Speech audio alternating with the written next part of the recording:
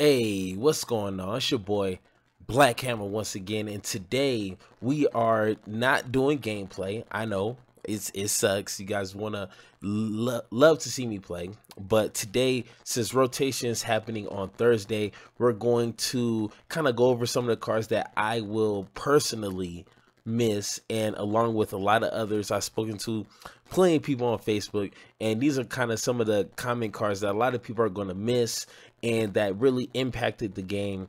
And with the absence of some of these cards, I honestly think standard will be a lot more competitively fun, if that makes sense. But before we kind of go through this list, I don't want this video to be extremely long. I just want to say on Thursday, I will be doing a live stream on my Facebook gaming channel. I will link down below. Go ahead, check that out, because on Thursday, I will be doing 254 booster pack openings. So that's roughly around 2,000 plus cards I will be looking at one by one. So it's going to be quite a stream. So as you see, I have the gems ready. I might get a couple more, just kind of, you know, spicing it up a little bit, but go ahead and check that out. So without further ado, let's look at some of the cards that to me were somewhat annoying and or love playing. So let's look at the first drops. We got God's Willing. Now this card, instant speed, one drop, planes. That's what it is. It says target creature you control gains protection from the color of your choice and scry. So this card right here was mono white, or really any creature deck best friend, obviously, because it's instant speed and it just costs 1 mana and you get the scry out of it. So that was amazing on its own. Of course, we got Knight of Ebon Legion. Vampire Knight, one drop. Obviously everybody in a mama face mono black decks, and this card right here, is the surprise element of it to me was the reason that made this card so good, because when it swung in to attack, you don't know, you seen your opponent's mana, they had 3 available, you don't know if they're gonna pump it up, make it a 4/5 or however big that is gonna get, or you can, you know, block it and then they still can play something on their second main phase. So this card right here, just the element of surprise. And if you gain, if your opponent lost 4 or more life, it gets a counter on it. So it was just a force to be reckoned with. So I never played it as much because I didn't really like the mono black, because everybody in their mama was playing it. So I didn't really play it that much, but I played against it quite often, and it was definitely hard to go against. Next, we got Scorch Spitter. This was mono's red, #1. Play one. Once this hit the field, you knew what was following up. It says whenever this creature attacks, it deals 1 damage to the player or planeswalker it's attacking. So eventually it's doing 2 damage, and if it wanted to, it could get around a blocker and still do that 1 damage, which some of the time would just be enough. So this card right here, I'm glad to see gone. I never played mono red that much, but this card, once again, a card that I've seen quite often.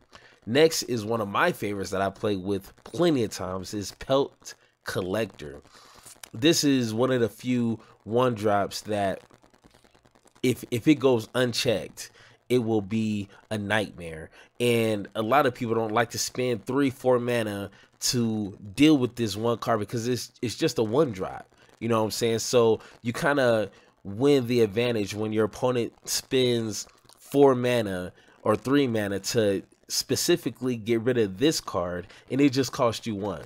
You know what I'm saying? So, but if it goes unchecked, it could become, you know, a 4/4 with trample or even higher. You know what I'm saying? So Pelt Collector will be missed. Next, we got a Johnny's Pride Mate. Now, I honestly don't know how mono white life gain decks are going to do now that a Johnny prize mate will be leaving. They do have the runner-up and that came with the new 2021 beginners deck. I don't know if that's still going to be around, but if so, then I guess we really don't have nothing to miss. But Ajani's Primate definitely was the central piece of mono white life gain. So will it be here? I am not sure, honestly. But if not, I am thankful because this card was definitely annoying. We got his compadre here, Impassionate Orator. Whenever another creature enters the battlefield under your control, gain 1 life. So these two right here were Batman and Robin. You can play a bunch of 1-drops, gain a life. A Johnny jumps up, a couple of counters, and next thing you know, Johnny's a 6/6 2-drop, turn 3 or 4. You know what I'm saying? So these two here definitely were best friends and will not be missed. Ethergus is nothing special, but I kind of seen this kind of jumping in, especially when this dude right here got banned. I've been seeing a lot of Ethergus, and to the point to where it started becoming annoying. You know what I'm saying? So with this one being gone, it's cool. I honestly won't miss it at all. So, but just kind of wanted to put it in there because towards the end of rotation, I've been seeing this card a lot more, and it's all right, but for some reason it's just been killing me. So good riddance. This dude right here, Flash will not be dead, but this one will definitely get out of control if you didn't put a stop to it. Now we all know that there's going to be Rogue Flash, but this one right here, I think it was a central piece, because every time you cast a spell on your opponent's turn, it gets stronger, and that's the whole purpose of Dimir Flash, is to play cards on your opponent's turn. So this card just benefited just on GP, you know what I'm saying? So next we got Drown Secrets. Once again, mill is going to be a thing. Mono blue, Dimir, mill, whatever mill is going to be a thing. Now this one right here, now we got tutelage, which kind of replaces this one. Some could say it's better, some could say it's worse, but I mean, if you had both, like it was just annoying. But with this one being gone, I don't think it's going to make too much of a difference, because mill is going to be a thing for sure.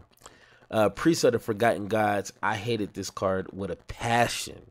I never played Cat of Enjoy. I never played Sacrifice, Recto Sacrifice, because once again, everybody was playing it, so I was trying to build things to go against it. This card right here put people out of games turn 2. You know what I'm saying? Once this hit the field, if you didn't have a way to take care of it, next turn it was going to get ugly. So definitely won't be missing it. Cavalcade of Calamity. They do have a replacement for it. I think it's a 3-drop. But it's not as aggro-ish, you know what I'm saying? So this one here I did play with a little bit, but never really got into it. But mono red in this card went hand to hand, or hand to glove, or glove to hand. I don't know how it goes, but this card was a centerpiece to mono red. They do have a replacement, but I don't think it's as good. So next we got Lava Coil. It's a 2-drop sorcery speed, which they do have a replacement, but the beauty with this one is if that creature would die this turn, exile it instead. So I mean, especially when you have creatures coming in and out of graveyards, exiling a creature for toughness is usually good enough. You can just go ahead and exile it and be done with it. So with this card being gone, and reanimation, I believe, is going to be a pretty good deck. So it's gonna suck kind of not having some exiling, you know, spells in hand. So that's gonna suck. Paradise Druid, one of the OGs, hex proof. So if you're going against a burn deck or anything, and they kind of know you're gonna be ramping, Paradise Druid at least could stay on the field as long as possible. There's, of course, a lot of other mana dorks out there, but none of them with hexproof. And I think that's one of the most important things when you're trying to ramp up. You need cards to stay on the field. So, sayonara. Next, we got Season of Growth. And this card is gross, especially with the green-white enchantment decks. It says whenever a creature enters the battlefield under your control, scry one so you have draw advantage. It says whenever you cast a spell that targets a creature you control, draw a card.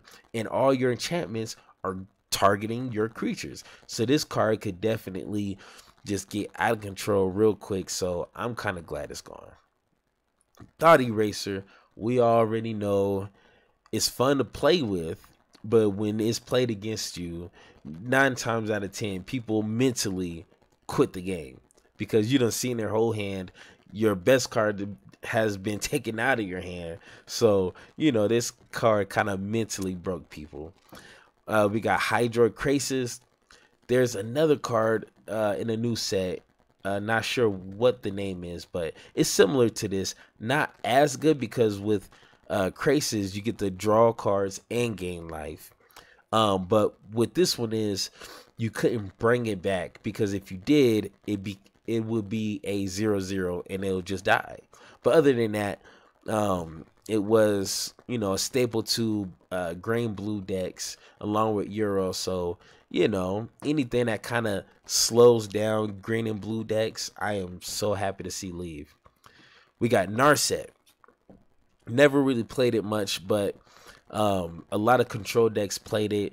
It says, look at the top 4 cards of your library. You may reveal a non-creature, non-land card from among them and put them into your hand. So that's pretty much, you know, basic right there. You can find answers quite easily, and when it stays on the field, your opponent can't draw more than 1 card.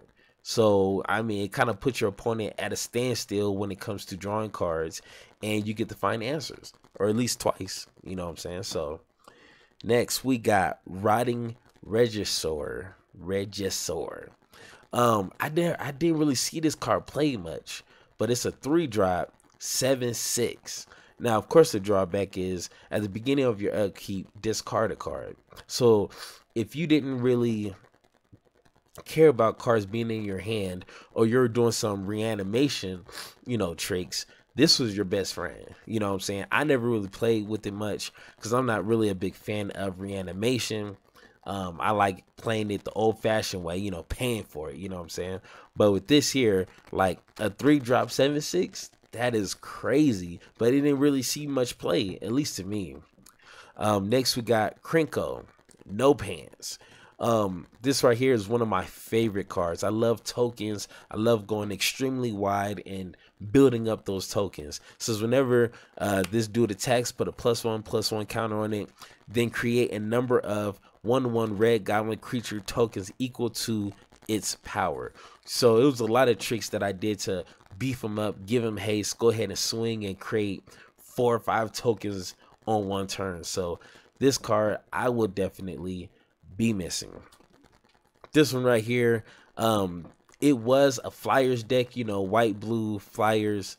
Without this one, I think it's going to not be Flyers anymore, really. Because, I mean, of course, you know, especially with the aggro Flyers, you know, you got a bunch of 1-drop, 2-drops. They're usually 1 or 2 powers. So if you can have anything to boost them up, it would be good. And this was one of them. And it was a pretty, you know, tight body as a 2/3. So it held its own. You know what I'm saying? So without this, I don't think Flyers is going to be a thing. Of course, Teferi Time Raveler got banned before rotation, but it's still towards the end, before it got banned, I really started getting into it. And, you know, Teferi became one of my friends, you know what I'm saying? And then it got banned. So, you know, it was a short friendship that we had, but, you know, it did its thing, you know what I'm saying? I think it's going to go down as one of the best planeswalkers this year. So, next, we got Oath of Kaya. This was one of my favorites when I was doing my my black-white tokens, it kept you in the game. It says when this card enters the battlefield, it deals 3 damage to any target, which to me is the most important part, and you gain 3 life. And whenever an opponent attacks a planewalker you control with one or more creatures, Otakaya deals 2 damage to that player and you gain 2 life. Especially if you were heavy with the planeswalker, this card was amazing and it will be missed. Next we got Judith. I don't know if I'm pronouncing that right. Judith the Scorch Diva. Now this card right here was pretty tight. It says other creatures you control get +1/+0. When a non-token creature you control dies, this card deals 1 damage to any target. I did build a Rakdos kind of when a creature dies, it does something. So there was creatures that said when it dies, it deals X amount of damage to opponent or creature. So along with this, it was just damage being spread out everywhere. So this card I definitely played a lot, and I will be missing it. Next we got Mayhem Devil. Never was a fan of this because it caused me so much heartache, so many tears that rolled down my face. It says whenever a player sacrifices a permanent, Mayhem Devil deals 1 damage to any target. Oh, I don't need to say anymore because we already know how many games, how many lives have been shattered by Mayhem Devil. So I won't be missing it. Next, we got Risen Reef. Of course, this was Green Blue's ramping mechanic. It says whenever Risen Reef or another elemental enters the battlefield under your control, look at the top card of your library. If it's a land, you may put that onto the battlefield tapped. That one right there was a killer. So, I mean, if they had, 28 lands, I think they were running, they will see a lot of lands. And then it'd just be land after land after land hitting the battlefield. And then next thing you know, they got Nissa, they got Ugin, they got Euro. It was just a nightmare. So this card won't slow it down come rotation with the green blue setup, but I definitely won't be missing this one. Next we got Night Pack Ambusher. Says other wolves, which wasn't too relevant. I mean, it was cool because it produced wolves, but it says at the beginning of your end step, if you didn't cast a spell this turn, create a 2/2 green wolf token, creature token. So this was once again the whole point of Flash and kind of playing a control-ish type deck is you don't play cards on your turn. So it's easy just to pass turn and then you get a 2/2 token. Like that was easy because that was your game plan, is to not play cards or spells on your turn, only on your opponent's turn. So this card was just a easy 4 of in any Flash deck, you know what I'm saying? So I played it a little bit. It was cool, but I won't be missing it. Now this dude right here was underplayed and underappreciated. Shifting Sheratops is what I call them, Sheratops. It's a 4/4 dinosaur creature with a 5/4 body, and it says this spell can't be countered, and it has protection from blue. And you just pay 1 green, and it gains your choice of reach, trample, or haste until end of turn. So, I mean, this card pretty much did everything. You know what I'm saying? Blue couldn't touch it. It couldn't be countered. It had a 5/4 body, and it could trample, haste, or reach. You know what I'm saying? So when I played mono green, this card right here single-handedly got me to diamond easily. Next, we got Karn, not Karen, Karn, the Great Creator. Didn't really play with this much, but I know with when Ugin came out, this was part of the set right here. It caused me a lot of pain, especially the -2 says you may choose an artifact card you own from outside the game. Now, anytime an opponent goes outside the game to get a card, it's usually going to be a card that's usually going to end the game. So there's plenty of artifacts that will definitely do it. And Karn was just a 4-drop, and you could easily just drop it and get a card or get an answer that you need, and usually it wasn't the answer that you wanted. So next we got mass manipulation. This card is a headache. Nobody likes their cards being touched. Nobody likes their cards being taken from you in front of your eyes and being used against you. So this card needs to leave quick, fast, in a hurry. So yeah, I don't want to look at the card. Next we got divine visitation. 5-drop enchantment. If one or more creature tokens would be created under your control, that many 4/4 angel white angel creature tokens with flying and vigilance are created instead. Like I told you, I was obsessed with tokens. I still am. This card right here never really got, really kicking, you know what I'm saying? Like, I will put 4 copies in, and just, it's really hard to keep creatures or anything on the battlefield. So especially when this came out, it was turn 5, and usually your opponent is already, doing their thing, you know what I'm saying? So it was really hard, but once you did just start creating tokens, it was beautiful. So this card was definitely underrated and will be missed. Next we got the ooze. This card right here didn't see a lot of play, or I'd never seen it really play too much. It says when ooze enters the battlefield, create a 2/2 green ooze creature token. At the beginning of your end step, put a +1/+1 counter on each ooze you control. Then you get to pay 4, create a 2/2 green ooze creature token. I mean, that sounds tight, but I didn't really see it played. Maybe because it was a mythic, and people don't want to spend on something that's not really proven, you know what I'm saying? So I only had like 2 copies of this, so I didn't really see too much play, but I wish I had the mythic cards to get it. But since it's rotating out and I don't really play historic, that may not happen. Now Nissa, who definitely shook the world, was one of the, I think, top played planeswalker other than Teferi. Or if you had both, I mean, you was just killing it, you know what I'm saying? But the main attraction of this card was whenever you tap a forest for mana, add an additional forest. That's ridiculous. And then you get to take a land, put 3 +1/+1 counters for the rest of the game.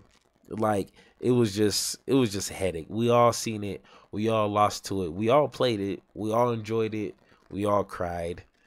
I won't be missing it. Next we got Bola Citadel. Only played it a handful of times, but I did see a lot of people play it.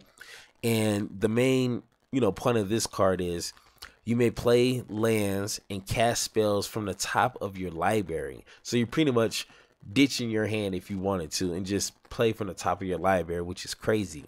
And it said if you cast a spell this way, pay life equal to its converted mana cost rather than paying its mana cost. So usually this is played with a deck that gains life, because you could easily burn through your life and kind of set yourself up for failure if you didn't really play it correctly. But if you did, this card was amazing. Now this dude right here, mizzet, was one of my favorite creatures, and I done tried so hard, and I actually built a pretty decent synergy with this. I did make a video, so if you want to, go ahead, check it out. But this right here, it says whenever you draw a card, this creature deals 1 damage to any target. Whenever a player casts an instant or a sorcery spell, you draw a card. So usually when I played this, it was game over, unless my opponent just board wiped or singled it out to get rid of it. But usually after that, with the build that I made, it was game over. So this card will be missed. Next we got Casualties of War, which was a headache. You get to choose 1 or more, which is ridiculous. It only costs 6. It says either you can destroy target artifact and destroy target creature and destroy target enchantment and land and planeswalker. So you can pretty much just shut your opponent down. If your opponent had all these cards on a battlefield and you wiped it all out, it's a good chance your opponent's not going to recover from this. So, I mean, this card was definitely a headache. Next, we got Ugin, the Inevitable. To me, I didn't really play this too much because I wasn't really into colorless type theme. But what I took from it was, one, once you played it, you can destroy target permanent that's one or more colors. So unless your opponent is playing artifacts or colorless creatures, it's done. And then colorless spell you cast costs 2 less. So that's pretty gross. You know what I'm saying? So this card won't be missed by me.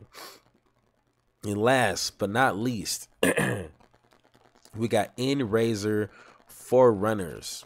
Now, yes, it's expensive as hell, but if you played it correctly with some ramping or what's the planeswalker?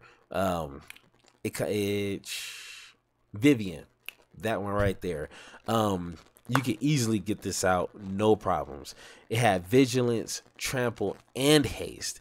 And usually when this is played, it's usually game over.